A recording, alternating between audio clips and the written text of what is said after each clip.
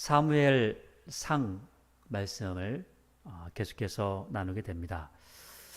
사무엘 상이라고 하지만 실제로 이야기는 사무엘의 아버지 그리고 또 사무엘의 스승이었던 엘리로부터 시작이 되어지는 것을 보게 되고요.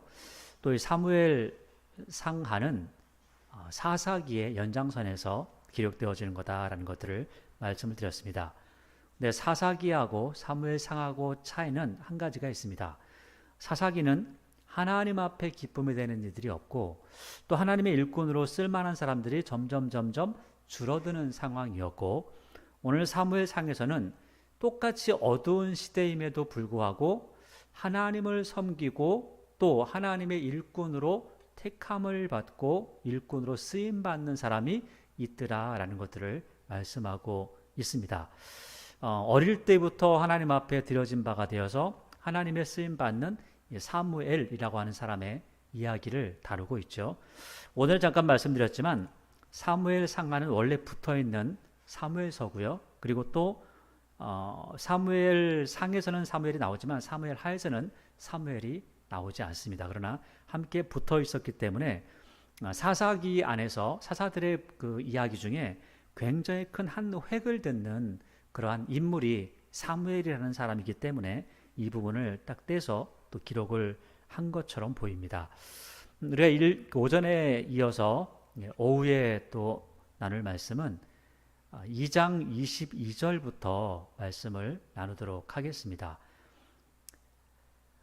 엘가나라고 하는 사람이 한나를 통해서 아이를 낳았는데 그 첫 번째 아이 사무엘을 하나님 앞에 드렸고 또 그 사무엘은 젖을 떼고 난 뒤부터 엘리라고 하는 제사장 밑에서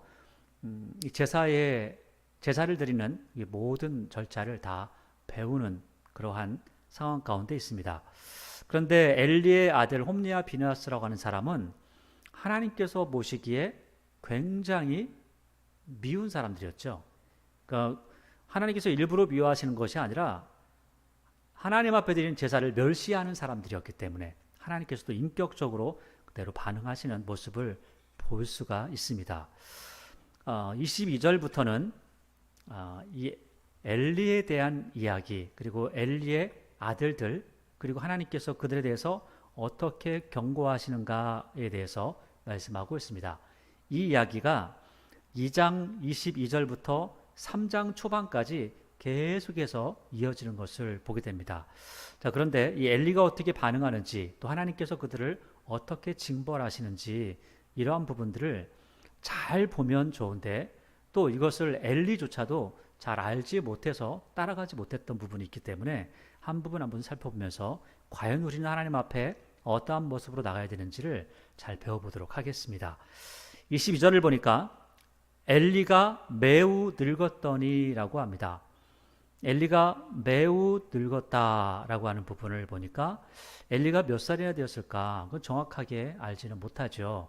왜냐하면 사무엘이 하나님 앞에 쓰임 받았을 때 그때 나이를 우리가 그냥 하나님께서 어떤 한 사람을 키워서 하나님의 일꾼으로 쓸 때는 이 30세 정도로 보니까 만약에 30세 정도의 이 엘리라고 하는 사람이 늙었다라고 한다면 지금 사무엘의 나이가 30세 그러면 이 뒤의 이야기가 조금 맞지 않습니다. 그래서 아마 30세가 되기 이전 굉장히 어린 나이에 하나님께서 사무엘을 만났다라는 것들을 볼 수 있고 엘리가 죽은 나이가 98세이기 때문에 만약에 사무엘의 나이가 10살이라면 엘리의 나이가 78세일 것이고 20살이라면 88세가 되겠죠. 뭐 이 정도로 생각하고 쭉 말씀을 보면 좋을 것 같습니다. 2절에 엘리가 매우 늙었더니 몇 살인지 모르지만 그의 아들들이 이 사람들은 먼저 우리가 상기해야 될 부분이 있죠. 자, 먼저 상기시켜 드린다면 2장 17절 말씀에 이 홈리와 비느하스 엘리의 아들들은 그들의 죄가 여호와 앞에 심히 큰데 그 이유가 뭐냐면 그들이 여호와의 제사를 멸시했던 사람들이었습니다.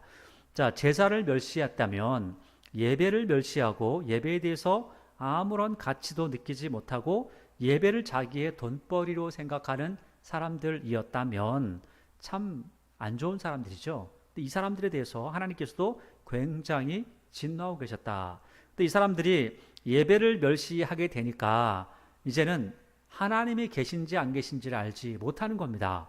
그래서 자기들이 어떻게 행할지도 알지 못하는 거죠. 왜냐하면 하나님께서 살아계시고 하나님께서 지금 모든 것들을 보고 계신다라는 것들을 아는 믿음, 또 믿는 그런 믿음이라면 절대로 하나님 앞에 죄가 되는 행동을 하려고 일부러 하지는 않겠죠. 때로는 알지 못하는 가운데 행할 수도 있겠지만, 그래서 22절을 보니까 어느 정도의 죄까지 가게 됐냐면 22절에 엘리가 매우 늙었는데 그의 아들들이 온 이스라엘에 행한 모든 일과, 그러니까 지금 엘리 아들들이 아주 못된 일을 하고 있다는 거예요. 그 다음에 회막문에서 수종드는 여인과 동침하였음을 듣고, 제가 오전에 잠깐 말씀을 드렸는데 이 시대에도 뭐 이단 사이비라고 하는 데가 있고요. 이단 사이비가 아니라도 또 몇몇 어떤 교회들 가운데 잘못된 목회나 어떤 욕정에 끌려 있는 사람들이 이 목회자라고 하는 사람들, 또 장로라는 어떤 그 중직을 가지고 있는 사람들이 젊은 여자들이나 아니면 어떤 여자든지 간에 이렇게 그 희롱하는 경우가 많이 있습니다. 그러한 부분들을 이야기하는데 여기에 그런 사람들이 실제로 있고 그런 사람들이 뉴스에도 많이 나오는데, 오늘 여기 사무엘 상에 보니까 이 사람은 성경에까지 나오는 겁니다. 근데 홈리와 비나스가 어떤 일까지 했냐면 제사를 멸시할 뿐만 아니라 온 이스라엘에게 행한 모든 일이 아주 악한 일이고, 그 다음에 회막문에서 수종드는 여인과 동침까지 했다. 그러니까 지금 예배 드리는 교회에 와서 교회 안에 어떤 여자들과 눈이 맞아서 못된 짓을 했다라는 것들을 이야기하는 겁니다. 여러분, 우리는요, 이런 죄를 지으면 우리만 알거나 아니면은 뭐 때로는 TV에 나오거나 뭐 거기까지 갈 수 있겠죠. 그런데 이 사람들은 어디에 기록되어 있어요? 성경에까지 기록이 되어져 있어요. 그러면 우리의 모든 행하는 죄악이 나중에는 어디까지 기록되어 있냐면 하나님의 생명책에까지 기록되어져 있는 거죠.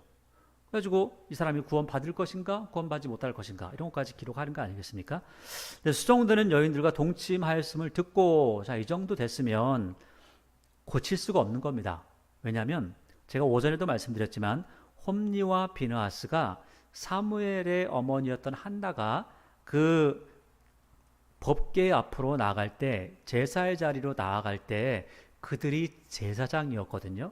그러면 그 사람들의 나이가 최소한 몇 살을 넘었다고요? 30세가 넘었다는 겁니다. 자, 30세가 넘고 40세가 되어지고 나면 고칠 수 없습니다. 그래서 40세가 되고 나면 누가 봐서 그 사람을 아무리 고치려고 해도 고칠 수 없는 거죠. 그래서 어른들을 젊은 사람들이 고쳐보려고 하는데 고쳐지지 않는 겁니다. 고쳐지지 않고 오히려 노염을 타는 거죠.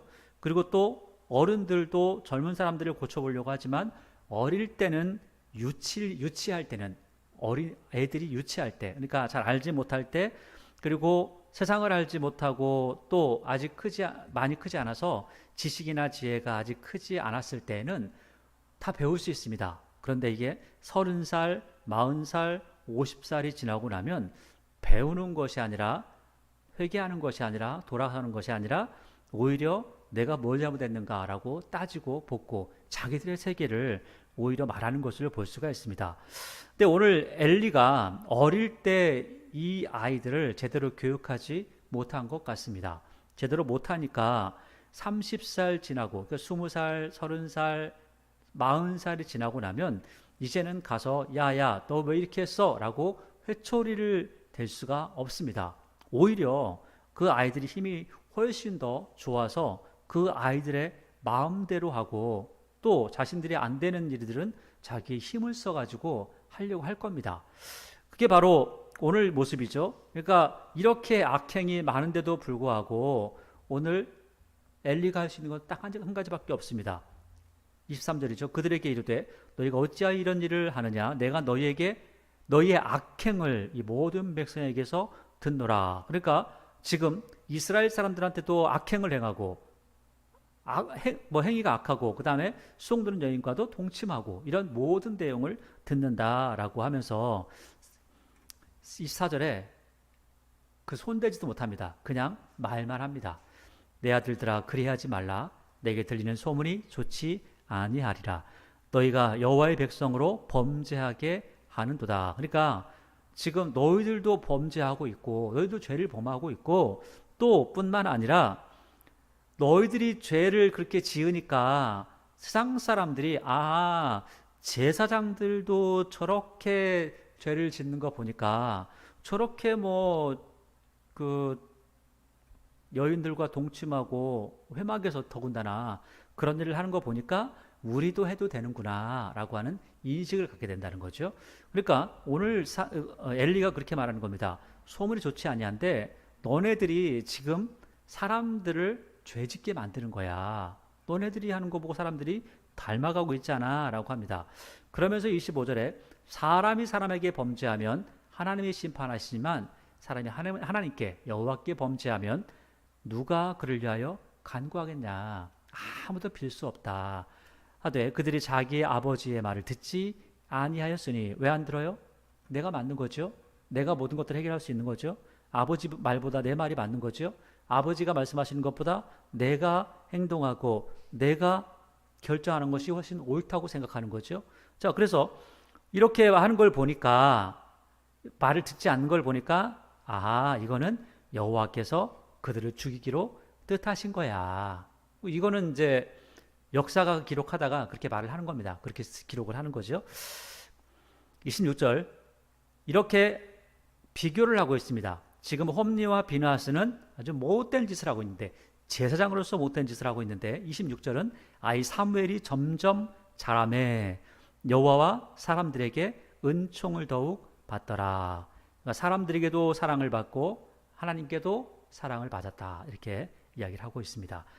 27절에 이제 엘리에게 엘리의 아들들이 이렇게 못된 짓을 하니까 엘리는 그렇지 않습니다.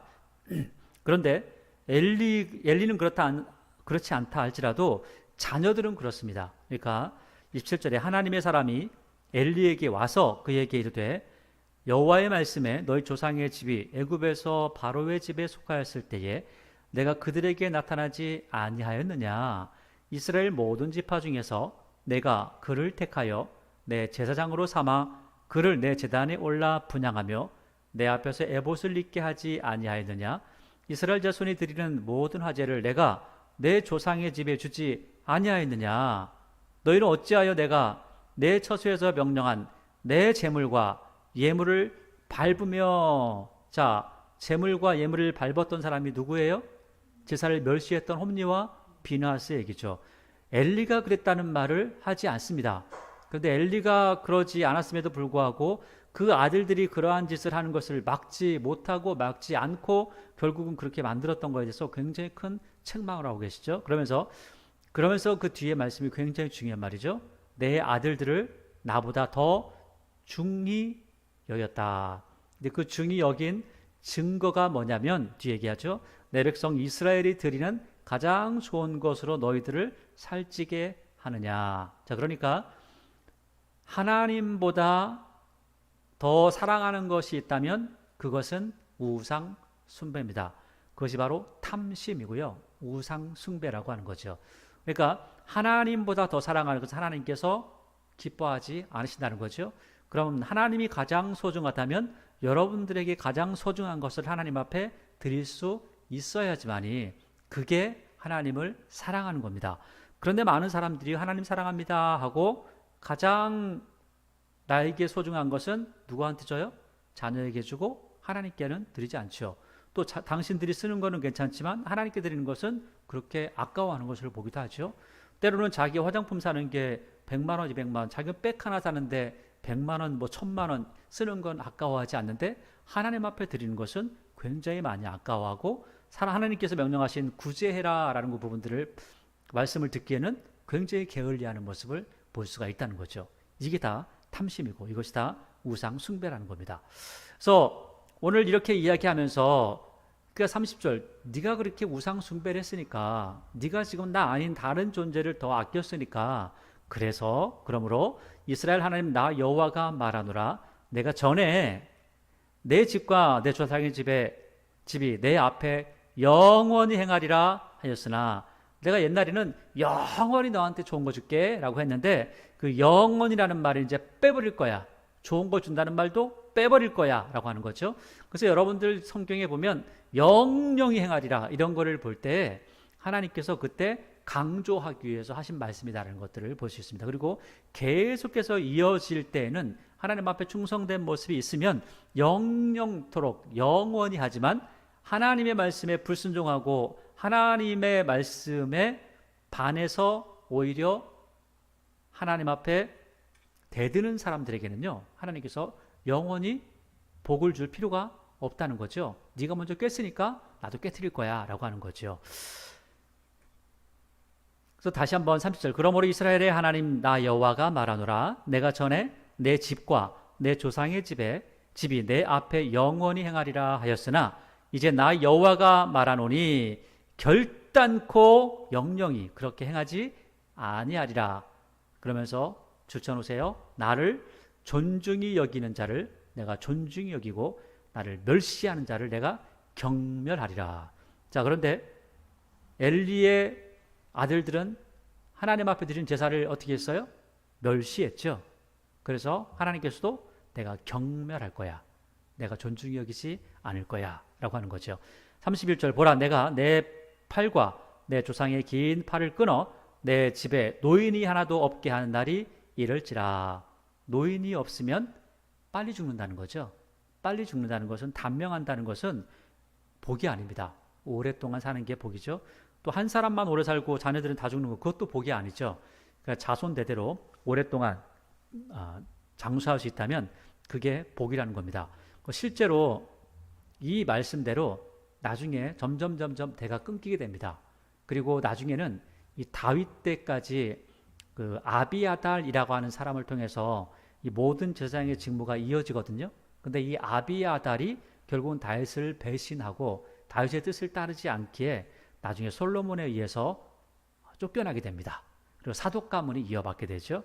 그 모든 것들이 그 나중에 다윗 때 다 성취가 되어지고 솔로몬을 통해서 모든 것들이 성취가 되어진다는 거예요. 자, 그런데 이 뒤에 보니까 그 이야기를 하고 있어요. 32절에 이스라엘에게 모든 복이 내리는 중에, 그러니까 이스라엘 백성들 중에서 가장 복이 많고 가장 하나님을 잘 따랐던 왕을 이야기한다면 다윗이겠죠. 그리고 가장 풍요로움을 누렸던 시기라면 다윗과 솔로몬의 시기라고 이야기할 수 있습니다. 그러면 다윗과 솔로몬, 그래서 이스라엘이 모든 사람들이 복을 받는 그 중에 같이 복을 받아야 되는데, 자, 이 가정은 어떻게 된다고요? 복을 내리는 중에 너는 내 처소에 환난을 볼 것이요 내 집에 영원토록 노인이 없을 것이며. 아하, 그러니까 가장 풍요로울 때에 이 사람은 버림받게 되어 있구나. 그러니까 이게 누구 때문에 그렇다고요? 결국은 이 홈리와 비느하스의 잘못된 신앙이 그렇게 만들어버렸다는 거죠. 물론 나중에 아비아달도 잘못된 길을 선택하게 됩니다. 그래서 그렇게 되기도 합니다. 자, 이게 죄가 이어져서 그런 것이 아니라 잘못된 선택들을 해나가면서 결국은 그렇게 나가진다는 거죠. 그러니까 여러분들의 좋은 신앙 하나, 여러분들이 잘 만들어낸 그 신앙을 여러분들의 신앙을 지켜갈 뿐만 아니라 자녀들에게 신앙이 무엇인지 정확하게 가르쳐 줄 수가 있음을 우리에게 알려주고 있는 부분이기도 합니다. 33절 내 제단에 내가 끊어버리지 아니할 내 사람이 내 돈을 세잔하게 하고 내 마음을 슬프게 할 것이요 내 집에서 출산한 모든 자는 젊어서 죽으리라. 내 두 아들 홈리와 비느하스가 한날에 죽으리라. 이게 참 비참한 예언이죠. 이 둘이 당할 그 일이 내게 표징이 되리라. 이거 두 사람이 한날에 죽으면 아하, 이제부터 이 모든 저주가 우리 가정에 임하게 되는구나 라는 것들을 받아들이라는 거예요. 35절 그가 내가 나를 위하여 충실한 제사장을 일으키리니. 여기서 충실한 제사장을 일으키는 이 사람은 사무엘이겠죠. 그리고 궁극적으로 이 사람이 나중에 누가 되냐면 예수 그리스도가 되겠죠. 그러니까 구약 전체를 예언서로 보게 되면 그렇습니다. 그 사람은 내 마음 내 뜻대로 행할 것이라. 내가 그를 위하여 견고한 집을 세우리니 그가 나의 기름 부음을 받은 자 앞에서 영구히 행하리라. 자, 그가 나의 기름 부은 자 앞에서 영구히 행한다. 영구히 행하는 것은, 영원히 행하는 것은 뭐 사람은 그렇게 영원히 행할 수가 없죠. 그러면 영원히 행한 그분은 누구냐? 결국은 예수 그리스도를 예표한다. 그렇게 이야기를 할 수가 있는 거죠. 36절에 그리고 내 집에 남은 사람이 각기 와서 은 한 조각과 떡 한 덩이를 위하여 그에게 엎드려 이르되 청하노니 내가 내게 제사장의 직분 하나를 맡겨 내게 떡 조각을 먹게 하소서 하리라 하셨다 하니라. 그러니까 지금 엘리에게 하나님께서 저주를 내리신 겁니다. 자, 여러분 늘 말씀드리지만 하나님께서 아무리 저주하셔도요, 하나님 앞에 회개하고 돌아오면 하나님께서는 어떻게 하세요? 용서하십니다. 자, 그리고 이렇게 경고를 하잖아요. 경고를 하는 것은 빨리 돌아와라 라는 신호입니다. 돌아왔으면 좋겠어 라고 하는 신호죠. 너 절대 그렇게 망하지 않았으면 좋겠어 라고 하는 신호입니다. 근데 이것을 아멘으로 받아들이고 당연히 그럴 거야 라고 하면 미련한 겁니다. 하나님의 속성을 알지 못하는 거죠. 근데 오늘 엘리가 지금 한 하나님의 사람이 와서 이렇게 이야기했을 때 빨리 돌이켜야 되는데, 빨리 자녀들을 하나님 앞으로 돌아오게 해야 되는데, 첫째는 엘리가 그러지 못했고, 둘째는 말했다 할지라도 자녀들이 돌아설 마음이 없다는 게 문제겠죠. 그래서 어려서부터 신앙을 제대로 가르치고 하나님이 누구신지를 정확하게 알려주는 것이 그만큼 중요하다는 사실을 알 수가 있습니다. 3장 1절을 보니까 아이 사무엘이, 그러니까 지금 엘리의 아들들은 이러한데 사무엘은 어떠했는가, 그리고 사무엘은 어떠한 모습으로 자라고 있는가 이야기하죠. 아이 사무엘이 엘리 앞에서 여호와를 섬길 때에는 여호와의 말씀이 희귀하여 이상이 흔히 보이지 않았더라. 그러니까 이상이 자주 보일 때도 있었다는 거죠. 그 전에는 그랬다는 거예요. 2절에 엘리의 눈이 점점 어두워가서 잘 보지 못하는 그때에 그가 자기 처소에 누웠고 하나님의 등불은 아직 꺼지지 아니하였으며 사무엘은 하나님의 궤에 있는 여호와의 전 안에 누웠더니, 여호와의 전에서 누워서 혼자 자면은 얼마나 무서웠을까. 불 딱 하나 켜 있는데 또 나중에 꺼질 수도 있겠어요. 그러면은 아직 꺼지지 않았으니까 꺼질 때가 있다는 거 아니에요? 꺼지면 얼마나 무서웠을까 하는 생각이 드는데, 옛날 분들은 그렇게 뭐 무서움을 타거나 그러진 않았나 봐요. 아무튼 이렇게 있었다는 거죠. 4절에 여호와께서 사무엘을 부르시는지라 그가 대답하여 이르되, 그 대답하되 내가 여기 있나이다 하고 엘리에게로 달려가 이르되 당신이 나를 부르시기로 내가 여기 있나이다, 내가 여기 왔습니다 하니까 그가 이르되 나는 부르지 아니하였으니 다시 누우라 하는지라. 그가 가서 누웠더니 여호와께서 다시 어디에 누워 있어요? 사무엘이 지금 성전에 누워 있는 거잖아요. 성전에서 누워서 지금 또 자려고 합니다. 여러분 성전에서 누워서 이렇게 자면은 응답을 많이 받을까요? 사무엘처럼 일꾼이 될까요? 또 그렇지는 않습니다. 성전에 와서 잠자고 뭐하고 이렇게 하는 게 무조건 옳은 거다, 그게 신령한 거다, 그렇게 볼 수는 없습니다. 잠은 집에서 편안하게 자는 게 제일 좋습니다. 그러나 오늘 사무엘은 자기 집이 거기죠. 그래서 거기서 자는 겁니다. 사무엘이 일어나 엘리에게로 가서 이르되 당신이 나를 부르셨기로 내가 여기 있나이다 하니 그가 대답하되 내 아들아 내가 부르지 아니하였으니 다시 누우라 하니라. 사무엘이 아직 여호와를 알지 못한다라는 것은, 왜냐하면 지금 성전에서 잠을 자고 하지만 하나님의 말씀을 듣고 하나님의 일을 하고라는 부분들에 대해서 아직 경험하거나 그 일들을 하지 않았다라는 것들이라고 보면 될 것 같습니다. 아직 어리다는 거죠. 아직 젊다는 겁니다. 왜냐하면 25세부터 30세까지 그 일들을 배우게 되거든요. 그리고 30세부터 하나님의 제사장의 직무를 감당하는 것을 보게 됩니다. 자, 그래서 실제로는 다시 한번 그 사무엘이 아직 여호와를 알지 못하고 여호와의 말씀도 아직 그에게 나타나지 아니한 때라. 아직은 사무엘 앞에 딱 하나님께 나타나서 내가 여호와다라고 하신 적이 없다는 거예요. 자, 그러니까 모르는 겁니다. 사무엘을 불러도 모르는 거죠. 그러니까 8절에 여호와께서 세 번째로 사무엘을 부르는 겁니다. 그가 또 일어나서 엘리에게로 가서 이르되 당신이 나를 부르셨기로 내가 여기 있나이다. 성격 참 좋죠? 하니까 엘리가 여호와께서 이 아이를 부르시는 줄을 깨닫고 세 번째 되고서야 엘리가 알게 된 겁니다. 자, 엘리가 알게 되는 것의 이유가 뭐겠어요? 자기도 그런 경험을 했었다는 거예요. 그런 경험을 하고 내가 안 불렀는데 얘가 자꾸 이러네. 내 귀에는 들리지 않지만 하나님께서 쟤는 부르셨구나. 그러니까 이렇게 하니까 9절에 엘리가 사무엘에게 이르되 가서 누웠다가 그가 너를 부르시거든 내가 말하기를 여호와여 말씀하시옵소서 주의 종이 듣겠나이다 하라 하니 이에 사무엘이 가서 자기 처소에 누우니라. 아마 사무엘이 굉장히 무서웠을지도 몰라요. 아니면 어쩌면 엄청나게 기대하고 갔을지도 몰라요. 그러면 내가 지금까지 들었던 소리가 사람의 소리가 아니었다는 거야? 라는 하나님의 소리였던 거야? 이렇게 할 수도 있겠죠. 그래서 10절에 여호와께서 임하여 서서 전과 같이 사무엘아 사무엘아 부르신지라. 그전에도 밖에 서서 부르셨구나. 이게 이렇게 표현을 이렇게 하는 겁니다. 사무엘이 이르되 말씀하셔서 주의 종이 듣겠나이다 하니 여호와께서 사무엘에게 이르시되 보라 내가 이스라엘 중에 한 일을 행하리니 그것을 듣는 자마다 두 귀가 울리리라. 굉장히 무서운 이야기다 라고 하는 거죠. 내가 엘리 집에 대하여 말한 것을 처음부터 끝까지 그날에 그에게 다 이루리라. 그 날이 언젠지는 몰라요 우리는. 그런데 그에게 다 이루겠다라는 겁니다. 자, 다 이룰 거니까 어떻게 해라? 빨리 회개해라. 빨리 회개해라. 자, 이게 하나님께서 경고해서 그 벌을 내리지 않으려고 하실 때가 있고요.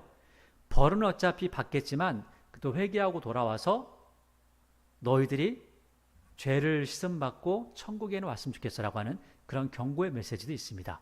자, 그런데 이제는 다 끝났는데 그래도 빨리 돌이켰으면 좋겠어라고 하는 거죠. 왜냐하면 이스라엘에게 하나님께서 하신 말씀 중에 하나가 야, 내가 너희를 끝낼 거야. 므낫세의 죄가 너무 커서 너희를 끝낼 수밖에 없어. 그럼에도 불구하고 하나님께서 뭐라고 하세요? 회개해. 그리고 회개하고 돌아오면 70년 만에 돌아오게 할 거야. 실제로 70년 만에 돌아오게 되죠. 근데 이 사람들은 회개하지 않는 겁니다. 이스라엘 백성은 그렇게 바벨론에서 회개했는데 이 사람들은 회개하지 않는 거죠. 자, 그래서 자 13절에 내가 그의 집을 영원토록 원래는 그 집에 영원토록 복이 있었는데 이제는 그의 집을 영원토록 심판하겠고. 무섭죠? 하나님께서요 영원토록 심판하시겠답니다.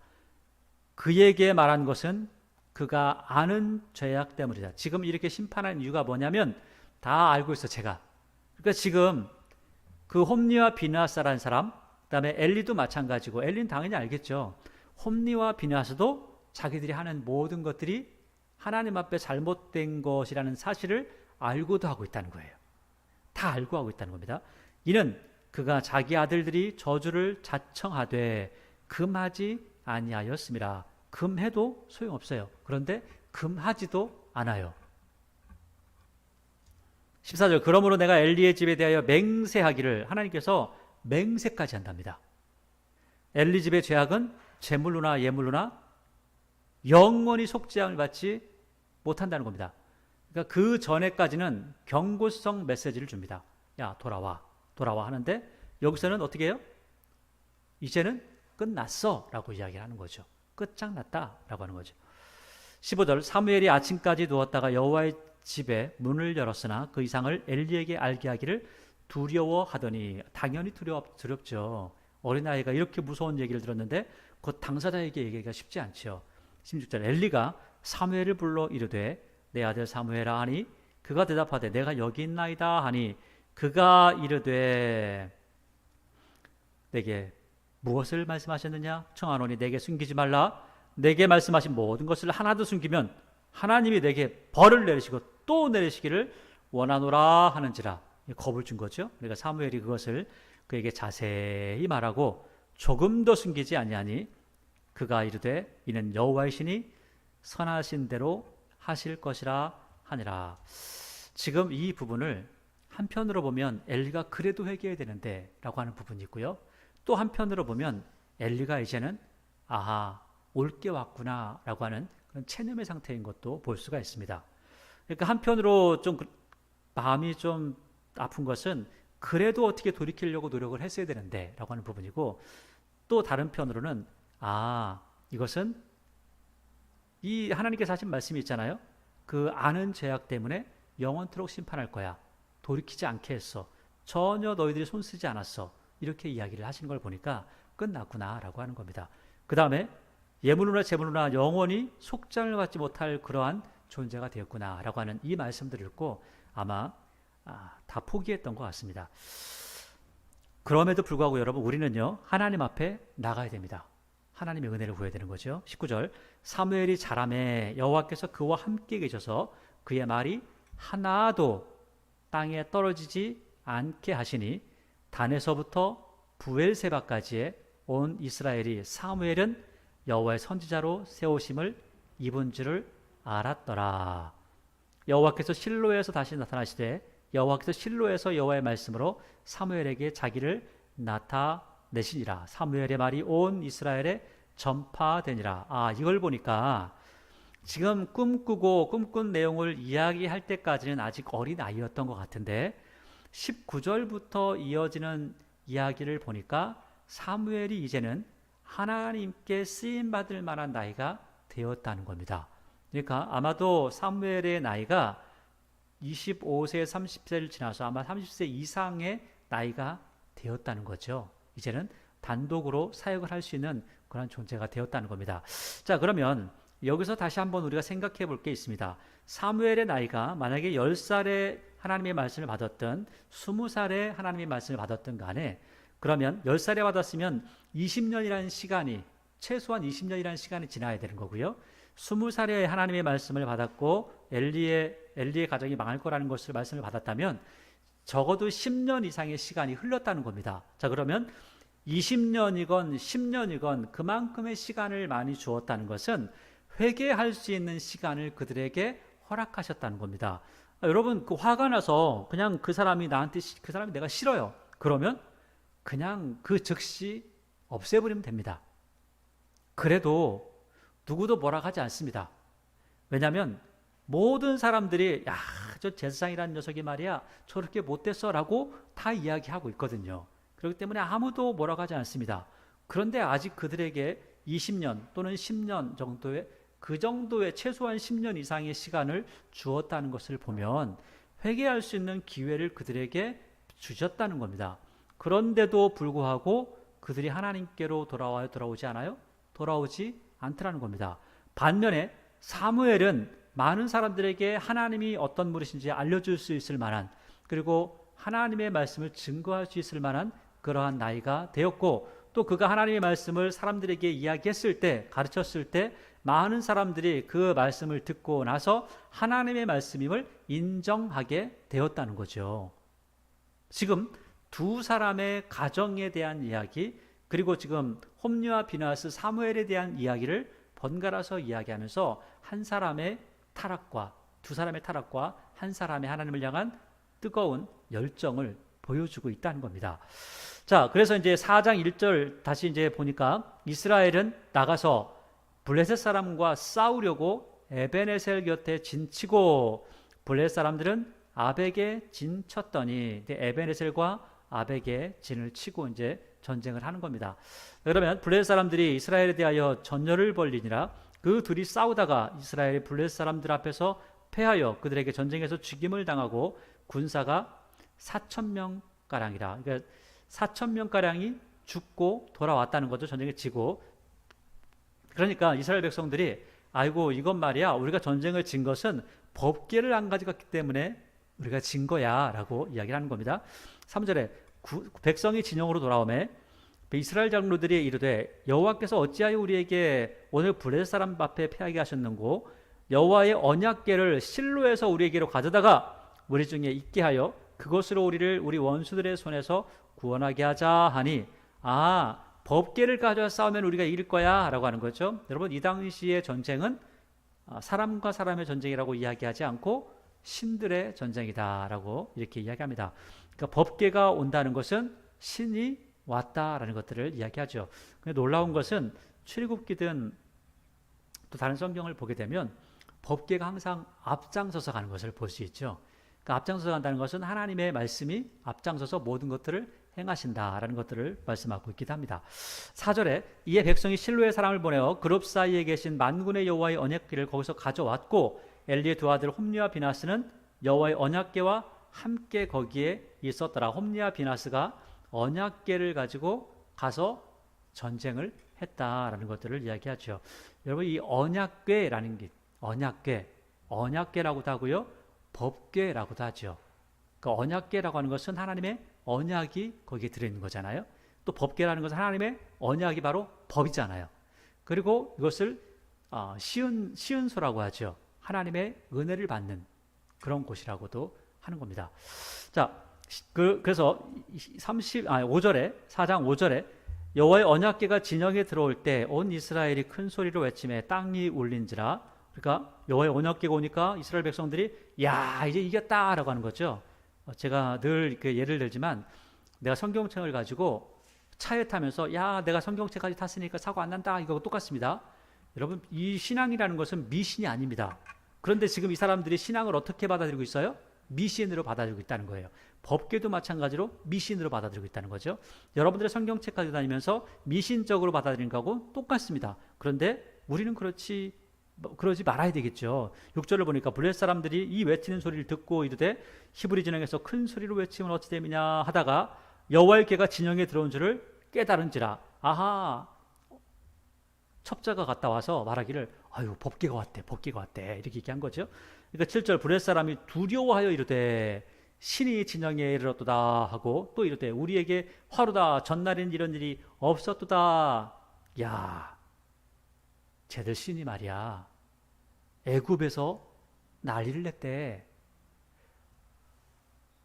암몬과 모압에서 엄청난 위력을 발휘했대. 가나안 땅에 들어와서 요단강을 갈랐대.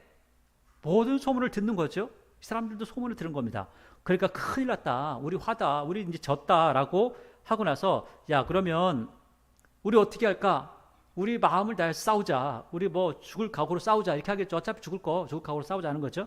8절 우리에게 화로다. 누가 우리를 이 능한 신들의 손에서 건지리요. 능한 신들의 손이요. 이렇게 하는 거 보니까 아하, 이 녀석들이 하나의 신이 아니라 아마도 하나님을 신들이라고, 여러 신들이라고 이렇게 얘기하는 것 같아요. 왜냐하면 사람들이 나중에도 우리가 이제 이쪽 열왕기서나 이런 데 가서 보게 되면 하나님에 대해서 이야기할 때 골짜기의 신이다, 뭐 산의 신은 아니다, 뭐 이런 식으로 얘기하거든요. 그러니까 뭐 물의 신이기도 하죠. 물을 막 가르니까 그 사람들이 볼 때는 그렇다는 겁니다. 그러니까 우리는 하나님은 모든 걸 다 하시니까 전지전능하시다 이렇게 얘기하지만 이 사람들은요 다르게 생각합니다. 병을 고치는 신은 따로 있고요, 물고기를 잡는 신이 따로 있고요, 병 중에도 문둥병을 고치는 신이 따로 있고요, 뭐 소아마비를 고치는 신이 따로 있고요, 다 따로 있습니다. 그러니까 물을 가르는 신, 전쟁을 이기게 하는 신, 골짜기에 싸우시는 신, 또 산에서 싸우는 신, 여러 가지 이런 신들을 이야기하니까 아마도 신들이라고 이렇게 이야기하는 겁니다. 그래서 그들은 광야에서 여러 가지 재앙으로 애굽인을 친 신들이다, 신이 아니라 신들이다 이렇게 이야기하는 거죠. 세상 사람들은 다 지금 하나님에 대해서 이야기할 때 귀신이라고 할 때도 귀신들이라고 하잖아요. 그리고 또 하나님을 이야기할 때도 뭐 여러 신이 하나님이라고 이렇게 이야기합니다. 그렇지 않습니다. 하나님은 한 분이시지만 세 개의 위격을 가지고 계신 삼위일체 하나님이십니다. 그래서 9절에 너희 블레셋 사람들아 강하게 되며 야야야 어차피 됐어. 그러니까 우리 강하게 한번 싸워보자 하는 거죠. 대장부가 되라. 너희가 히브리 사람의 종이 되기를 그들이 너희의 종이 되었던 것 같이 하지 말고 대장부같이 되어 싸우라 하고 블레셋 사람들이 쳤더니 이스라엘에 패하여 각기 장막으로 도망하였고 살육이 심히 커서 이스라엘 보병이 엎드린 자가 아까는 4,000명이었는데 지금은 3만 명이 죽었습니다. 그리고 하나님의 궤는 빼앗겼고 엘리의 두 아들 홈리와 비나스는 죽었습니다. 여러분, 우리가 이런 경우를 당할 수 있다는 거예요. 하나님의 말씀을 가지고 가면 무조건 이긴다라고 하는 무지한 신앙이었. 오늘 이 사람들의 모습이 굉장히 무지한 모습이었다는 거죠. 하나님의 법궤만 가면 마치 우리를 따지면 성경만 들고 다니면 우주에서 별이 떨어지든 총알이 날라오든 난 죽지 않아 라고 하는 그런 믿음을 가진 것하고 똑같습니다. 그렇지 않습니다. 하나님의 말씀을 내가 가지더라도 조심해야 되는 거죠. 하나님의 말씀을 내가 알고 하나님 믿는 믿음을 가졌다 할지라도 아니 번개치는 날 피레침을 들고 내가 서 있을 필요는 없잖아요. 그런데 꼭 이런 식으로 내가 하나님의 말씀을 시험해 보리라, 말씀을 가지고 가면 내가 다 할 수 있다라고 하는 그런 생각을 하는 사람들이 생각보다 많이 있더라는 거죠. 지금도 마찬가지로 그런 식으로 신앙생활하는 사람들이 꽤 있더라는 겁니다. 그렇게 하면 안 된다. 성경책을 가지고 내가 하나님을 아무리 믿는다 할지라도 조심해야 될 부분 조심해야 되고, 또 그리고 하나님을 의지하지 않으면서 성경책만 가지고 있으면 하나님을 꼭 믿는 듯한 생각을 가진 것도 잘못된 생각이다. 그리고 특별히 믿는다면 모든 부분에서 더 조심히 또 그리고 더 정확하게 생각하고 판단할 필요가 있다라는 것들을 이야기하는 겁니다. 12절을 보니까 당일에 그게 죽은 날 어떤 베냐민 사람이 진영에서 달려 나와. 왜냐하면 이 지형이 지금 그 싸운 지역이요, 베냐민 지파들이 사는 지역입니다. 그래서 이쪽에서 베냐민 사람이 진영에서 달려 나와 자기 옷을 찢고 머리털에 티끌을 덮어 쓰고 실로에 이르니라. 그가 이를 때 엘리가 길 옆 자기의 의자에 앉아 기다리며 그의 마음이 하나님 궤로 말미암아 떨릴 쯤이라. 하나님 궤가 갔는데 어떡하지 뭐 이렇게 하면서 생각했겠죠. 쯤이라 그 사람이 성읍에 들어오며 알림에 온 성읍이 부르짖는지라. 엘리가 그 부르짖는 소리를 듣고 이르되 이 떠드는 소리는 어찌 됨이냐. 그 사람이 빨리 가서 엘리에게 말하니 그때 엘리의 나이가 98세입니다. 그러니까 만약에 지금 98세, 지금 엘리의 나이가 98세고 사무엘이 30세라면 그러면 이 엘리의 나이 60세가 넘었을 때, 68세였을 때 사무엘이 왔다는 거예요. 그러니까 지금 거의 100세 정도가 됐으니까, 그러니까 68세만 해도 나이가 굉장히 많은 축에 들어갔던 거죠. 그러니까 98세나 되니까 눈도 잘 보이지 않고 잘 들리지 않는 거죠. 그의 눈이 어두워서 보지 못하더라. 16절 그 사람이 엘리에게 말하되 나는 진중에서 나온 자라. 내가 오늘 진중에서 도망하여 왔나이다. 엘리가 이르되 내 아들아 일이 어떻게 되었느냐. 소식을 전하는 자가 대답하여 이르되 이스라엘이 블레셋 사람들 앞에서 도망하였고 백성 중에는 큰 살육이 있었고 당신의 두 아들 홈리와 비느하스도 죽임을 당하였고 하나님에게는 빼앗겼나이다. 홈리와 비느하스는 죽는 게 당연한 거였죠. 왜냐하면 엘리는 알고 있었어요. 아, 이게 죽음의 서막이구나. 이제부터 시작이구나. 이제부터 우리 가문이 완전히 망하는구나. 그런데 그 뒤에 이야기가 충격이었죠. 하나님에게는 빼앗겼나이다. 지금 엘리에게 있어서 가장 지켜야 되고 가장 아껴야 되는 것이 뭐냐면 하나님의 궤거든요. 그런데 그것을 빼앗겼다는 거예요. 하나님의 궤를 말할 때 엘리가 깜짝 놀란 거죠. 자기 의자에서 뒤로 넘어져 하면서 넘어간 거죠. 뭔 일이 있어서 목이 부러져 죽었으니까 아마 옆에 뭐가 있으니까 걸려가지고 목이 부러진 거겠죠. 근데 나이가 많아 비대한 까닭이라. 그가 이스라엘의 사사가 된 지 40년이었다. 그러니까 지금 40년째 사사로서의 일을 감당했는데 사무엘이 만약에 지금 30살이라면 10년 동안 사사의 직분에 있을 때에 한나가 가서 기도응답을 받고 아이를 낳고 했다는 거죠. 이런 부분들을 볼 수가 있습니다. 근데 그 10년 정도 됐는데도 불구하고 자녀들이 제대로 교육이 안 되어졌던 그런 모습도 볼 수가 있죠. 실제로 사사기를 보면 그 사사들이 자기의 자녀들을 교육하지 못했던 것은 너무 당연하게 보입니다. 근데 여기서 엘리만 그런 게 아니라 나중에 사무엘도 그러한 실수를 행하는 것을 볼 수가 있습니다. 19절 그의 며느리인 비느하스의 아내가 임신하여 해산 때가 가까웠더니 하나님의 길을 빼앗긴 것과 그의 시아버지와 남편이 죽은 소식을 듣고 갑자기 아파서 몸을 굽으려 해산하고 죽어갈 때에 곁에 서 있던 여인들이 그에게 이르되 야야 두려워하지 마. 네가 아들 낳았어 라고 하니까 아무 말도 하지 않아요. 관념하지도 않아요. 개념치도 않고 끝났구나. 왜냐하면 며느리도 아마 이런 이야기를 들었을 것 같아요. 왜냐하면 홈리와 비느하스에게 엘리가 그런 얘기를 했을 겁니다. 너 이러다가 큰일 나. 너 큰일 난다. 너 맞기 전에 빨리 돌아와야 된다. 그런데 안 들었겠죠. 그러니까 또 비나스나 홈리가 자기 부인들에게 또 얘기를 했겠죠. 아이 뭐 우리 아버지가 말이야 뭐 하나님이 이랬다고 한다고 뭐 자꾸 겁을 주고 그러네. 걱정하지 마 했겠죠. 그러니까 이 말을 들었었기 때문에 아, 이 두 사람이 죽었네. 시아버지 돌아가셨다고 하니까 이렇게 이야기하는 겁니다. 21절에 이르되 영광이 이스라엘에게서 떠났다. 이 내용을 알기 때문에 이런 이야기를 할 수 있는 겁니다. 이의 이름을 이가봇. 그래도 아무리 그래도 그렇지. 애 이름을 이렇게 집니까? 이가봇이라 했으니 하나님의 계가 빼앗겼고 그의 시아버지와 남편이 죽었기 때문이며 또 이르기를 하나님의 계를 빼앗겼으므로 영광이 이스라엘에게서 떠났다 하였더라. 자, 지금 오늘 오후의 말씀은 사무엘의 이야기는 잠시 동안 나옵니다. 사무엘은 하나님의 말씀을 받기 시작했고 그 받은 말씀을 전하기 시작했다. 사람들이 듣고 그리고 그 말씀대로 마음에 찔림을 받고 돌아서기 시작했다는 거예요. 반면에 엘리의 아들들은 계속해서 못된 짓을 하다가 결국은 무지한 신앙으로 법궤를 가지고 나가서 법궤까지 빼앗기고 자신들은 죽게 되었다라는 이야기를 하고 있습니다. 사무엘과 그리고 홈리와 비나스를 비교하면서 과연 우리의 신앙은 어떠한 신앙을 가져야 할까라는 질문을 우리에게 하고 있는 거죠. 어쩌면 우리가 교회에 있으면서 그냥 교회에서 누리는 것들, 교회에서 듣는 것들이 당연하다라고 생각할 수 있습니다. 그런데 사무엘은 당연하다 생각하지 않고요. 내가 해야 될 일이 무엇일까 그 일을 찾아 나서는 것을 볼 수가 있습니다. 그리고 결국 그는 그 일들을 해나가고 그 일들을 하나님 앞에 잘 해나가니까 하나님께서 그의 이름을 더욱 높아지게 하시는 것을 볼 수가 있습니다.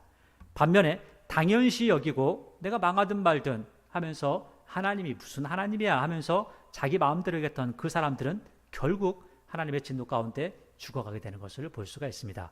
여러분, 우리는 어떠한 것을 선택해야 될까요? 사무엘의 길일까요? 홈리와 비느하스의 길일까요? 우리는 당연히 사무엘의 길을 따라야 할 것입니다. 사무엘처럼 하나님을 더 알기를 원하고 사무엘처럼 하나님 앞에 더 기도하기를 원하며 또 사무엘처럼 하나님 앞에 쓰임받고자 하나님의 말씀에 귀를 기울이는 존재가 되어야 된다는 거죠. 사무엘이라는 그 이름 자체가 듣고 싶다는 거 아니에요? 그래서 나중에 주의 종이 듣겠나이다 라고 이렇게 이야기하는 거죠. 오늘 사무엘이 그랬던 것처럼 여러분과 저는 항상 하나님의 말씀에 귀를 기울여서 주의 종이 듣겠나이다. 내 말을 하기보다 하나님의 말씀을 듣겠습니다. 내가 하고 싶은 대로 하기보다 하나님께서 원하시는 것을 행하기를 원합니다. 라는 그 고백으로 하나님 앞에 드려진 그 인생을 살아가며 하나님 앞에 충성된 일꾼 되는 저와 여러분의 모습이 되기를 바랍니다.